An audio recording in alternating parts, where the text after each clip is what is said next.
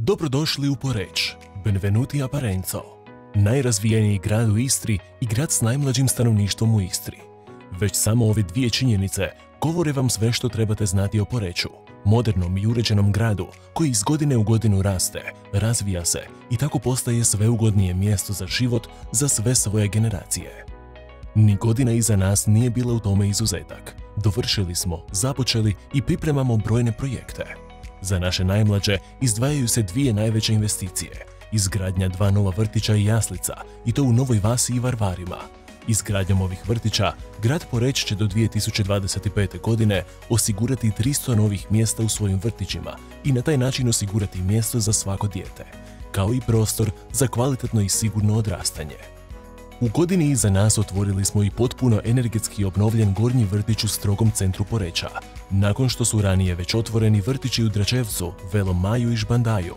Uredili smo i dodatne prostorije za vrtićke i jasličke skupine, dok je u Novoj Vasi energetski obnovljena osnovna škola, a u tijeku je i obnova crkve Svetog Roka za uređenije i ljepše središte ovog porečkog naselja.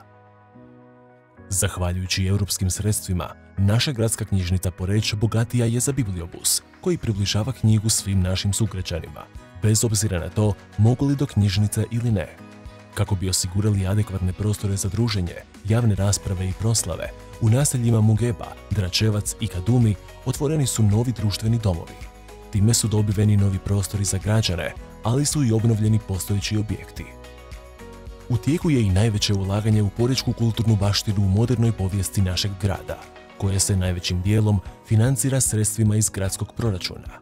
Palača Sinčić, barokna ljepotica u srcu Dekumanusa, otvorila je svoja vrata kao potpuno obnovljeno zdanje. Ova zgrada, koja je ujedno i sjedište Porečkog zavičajnog muzeja, napokon je otvorila svoja vrata za javnost, te je u planu izrada potpuno novog postava, koji bi prikazao bogatu porečku povijest i to baš povodom velike 140. godišnjice postojanja muzeja. Jedan od simbola Poreča, romanička kuća iz 13. stoljeća u neposrednoj blizini Marafora, također je u potpunosti obnovljena te je u tijeku uređenje interpretacijskog centra. Očuvanje i obnova ovakvih spomenika nije samo naša obaveza, već i naša dužnost, jer čuvanjem naše baštine čuvamo priču našeg grada i prenosimo je na nove generacije. Kraju se privodi i uređenje rodne kuće Joakima Rakovca, narodnog heroja iz sela Rakovci, a prikazivat će život istarskog sela tog doba, te narodno-oslobodilačku borbu stanovnika Poreštine. Osim u obrazovanje i kulturu, ulagali smo i u komunalnu infrastrukturu. Dovršena je izgradnja druge faze porečke međuobilaznice, a u planu je nastavak njene izgradnje od Facinke do Vranići i Guljići. Dodatno, uređen je i novi rotor u porečkom naselju Bolnica za sigurniji promet za sve sudionike, a planiramo izgraditi rotor na ulazu u naselje Varvari, te na spoju Vrsarske i ulice Mate Vlašića, za koje će radovi krenuti već ove godine. Još jedan od velikih prioriteta je dovođenje kanalizacijske mreže u sva porečka naselja, pa se tako kanalizacija u ovom trenutku gradi u Antoncima, Kosinošićima, Vežnaverima, Bonacima, Fuškulinu, Jasenovici, Ćušima, a uskoro i Dračevcu. Poreč tako čini velike korake prema 100% pokrivenosti kanalizacijskom mrežom, a samo će se kroz ove investicije na mrežu priključiti više od 1350 novih korisnika. Dovršili smo drugu fazu modernizacije javne rasvjete. U protekle 2 godine zamijenjeno je više od 2200 rasvjetnih tijela novom, ekološkom javnom rasvjetom. Zamjenom javne rasvjete ostvaruju se uštede i do 80%, te smanjenje emisije CO2, što je još jedna aktivnost u nastojanjima Poreča da svoju budućnost gradi kao moderan, zelen i održiv grad.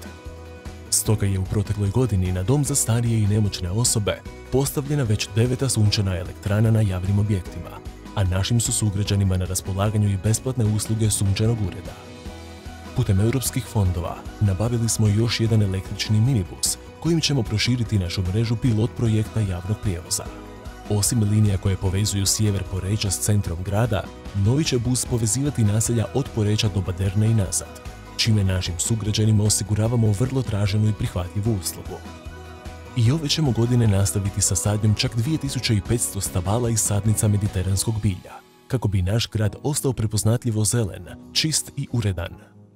Veliko priznanje za te napore lani je dobilo i gradsko poduzeće Usluga Poreč. koje je Hrvatska gospodarska komora nagradila za iznimne dosege u poslovanju i doprinos uređenju grada Poreča.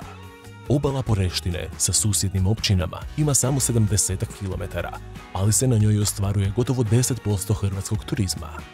Svi akteri u porečkom turizmu iz godine u godinu dižu ljestvicu, obnavljaju, uređuju i prilagođavaju svoju ponudu kako bi bili i ostali jedan od centara turizma ovog dijela Europe.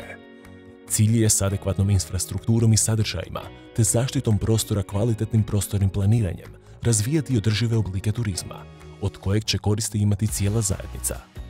Kontinuirani razvitak naših gospodarskih zona govori u prilog tome da se na turizam nadovezuju i ostale gospodarske grane koje zapošljavaju sve veći broj ljudi, što naš grad pozicionira među gospodarski najstabilnije gradove Hrvatske.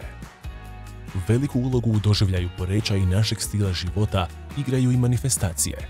Mozaik različitih iskustava i doživljaja pretvorili su Poreč u mjesto u kojem svatko može pronaći nešto za sebe. Od Concours Mondiala de Brisela i Vinistre, Adventa, sajmova do ukupno čak 4 svjetska prvenstva koje ćemo s ponosom ugostiti u našem gradu, u boksu, hokeju na travi, hrvanju i rukometu.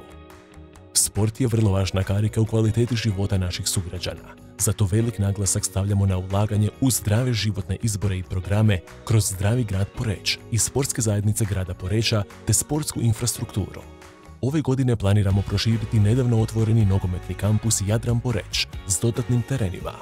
U tijeku je i obnova polivalentnih igrališta u sklopu sportsko-rekreativnog centra Veli Jože, a uskoro kreće i obnova same dvorane i dodavanje dodatnih sportskih sadržaja.